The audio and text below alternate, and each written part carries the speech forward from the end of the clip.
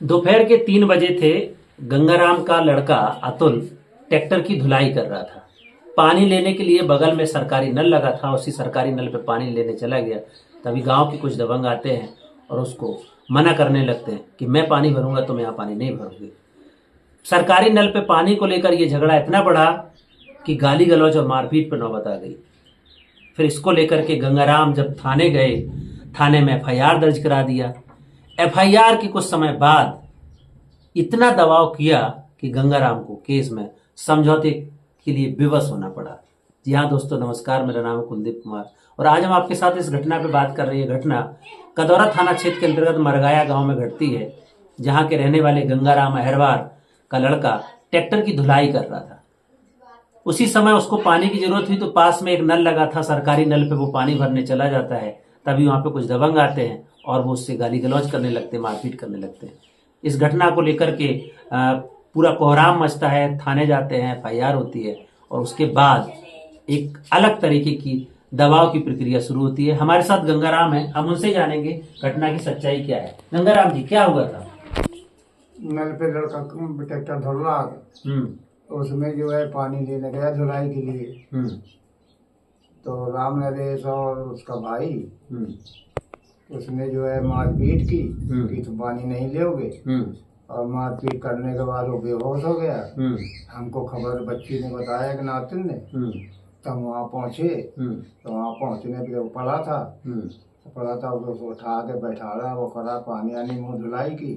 इसके बाद मेरे को भी वो जो भग गए, फिर तुरंत आ गए हमारे ऊपर प्रहार करने की सोचा। तो हमारे भतीजे लड़के ने लाठी पीछ में बैठ दी कि इसको क्यों मार रहे हो।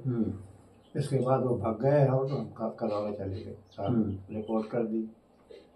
तो जब आप थाने गए तो थाने में आपने रिपोर्ट दर्ज किया, फिर क्या पुलिस आई, क्या हुआ? नहीं, पुलिस आई है और उसकी ढूंढ पटोल की, फिर ले गई।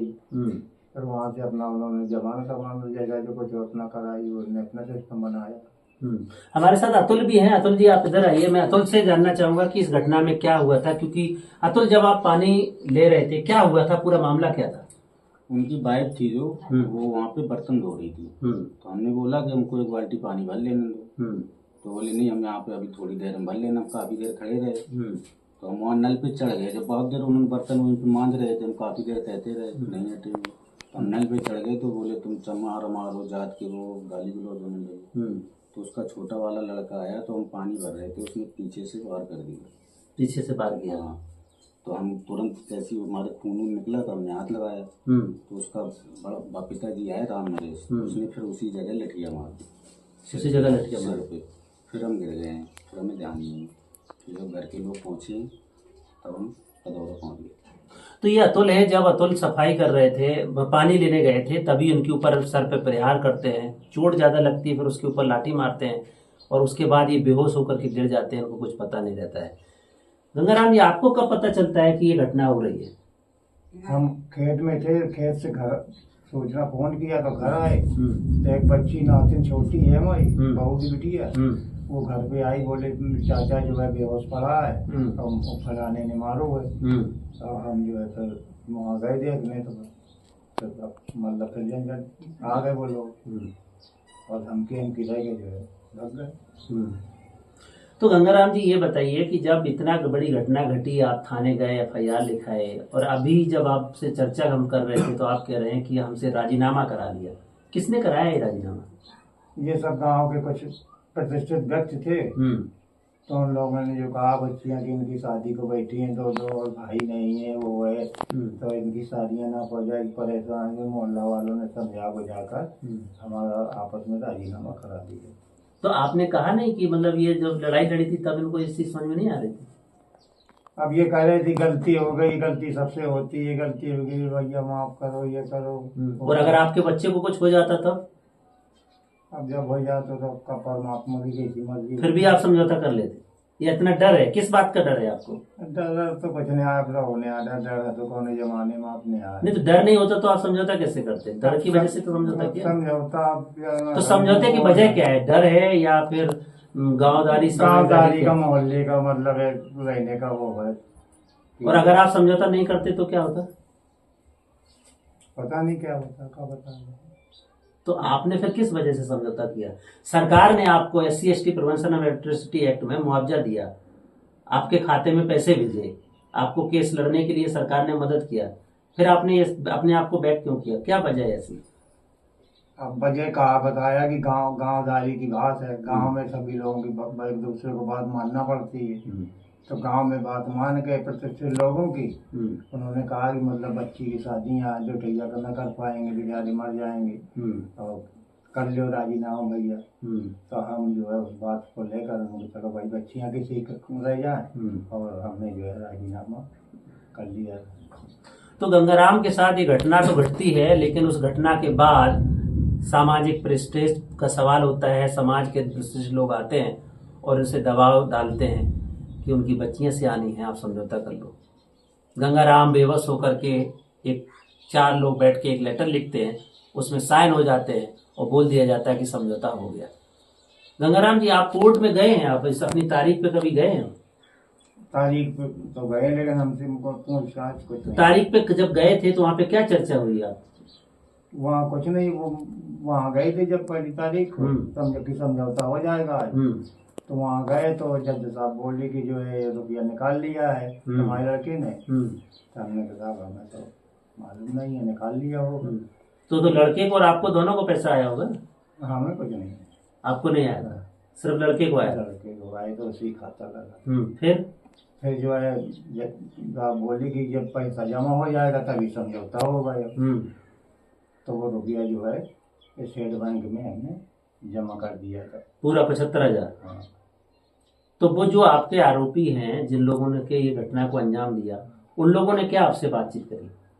उन्होंने कुछ नहीं कहा, भाई गांव की बात है, गांव की बात थी तो गांव की बात को तो गांव में जिन लोगों ने समझौता कराया उन्होंने कुछ तो बोला होगा ना आपको कि समझौता कर लीजिए, ये दिक्कत है, कल के ये होगा, क्या बात? बोले कुछ नहीं होगा, अब आज के बाद जो है ना कोई लड़ाई होगी ना तुमसे कुछ वो करेंगे। अब कोई माहौल ना बनेगा, सबको भैया यही एक साथ रहेगा है। और अगर कल के फिर से ऐसी कोई घटना होती है तो कौन जिम्मेदार होगा? अब वही समाज जिम्मेदार हुई, जो वो है जो समाज ने समझौता करा वो जिम्मेदार हुई। आपको मालूम है कि जो SC/ST कानून है उसमें ये समझौता नहीं होता है? नहीं, हमें तो ये कोई पता नहीं है, वो इतना पढ़े तो नहीं। किसने आपको बताया था कि समझौता कर लो? मोहल्ले के लोग थे, और वो मोहल्ले के लोग? कौन बाहर थे। तो फिर आप कोर्ट नहीं गए, फिर तारीख पे नहीं गए? नहीं, पैसा हमने जमा कर दिया, फिर हम से नहीं गए। अभी कोई आपके पास आया नहीं तब से? ना। और उनकी तरफ से कोई दबाव? ना, उनकी तरफ से हमारा कोई मतलब डिस्टर्ब नहीं, ना कोई बात बोलचाल होती है उनसे? वो लोग आते रहते हैं? नहीं, हम हार में रहते हैं ज्यादातर, रहते अभी मिल गए फोन कर दिया, नहीं अब चले जाते, बकराई खराई बोलचाल नहीं है। तो अतुल, ये बताइए आप क्या चाहते हैं? आप ये सब घटना हुई है और इसके बाद इस तरीके की प्रक्रिया हुई है, आप क्या चाहते हो? अब कोर्ट में जो हो गया, अब तो कोर्ट ही का फैसला माना जाएगा जी। अब ये लोग तो वहाँ पे कागज वागज लगाया है, हम तो गए नहीं, हमारे पिताजी गए थे। अब जो कोर्ट का फैसला होगा वही मानेंगे। तो जो कोर्ट का फैसला होगा वो अतुल मानेंगे, गंगाराम जी मानेंगे। सवाल ये है कि मामला SC/ST prevention of atrocity act में पंजीकृत है, कोर्ट में अभी तारीखें चल रही हैं, एविडेंस पे फाइल चल रही है और उसकी सुनवाई चल रही है। यहाँ पे इनको लोगों ने बता करके एक कागज पे साइन करा करके बता दिया है कि आपका समझौता हो गया है, और इनको जो मुआवजा की राशि मिली थी कोर्ट केस लड़ने के लिए, कोर्ट में पैरवी करने के लिए, वो भी लोगों ने कोर्ट का हवाला देते हुए बैंक में वापस जमा करा दिया है। ये इस वजह से नहीं हो रहा है क्योंकि दलित समुदाय से आने वाले गंगाराम अहरवार और उनके बेटे एक गरीब परिवार से आते हैं, गांव में बेहद गरीबी के हालात में जीते हैं, लेकिन जानकारी के अभाव में इस तरीके की चीज़ों से समझ नहीं है, और समाज का भय, समाज का दबाव इस कदर हावी होता है कि घटना के बाद भी जबरन समझौता करा दिया जाता है।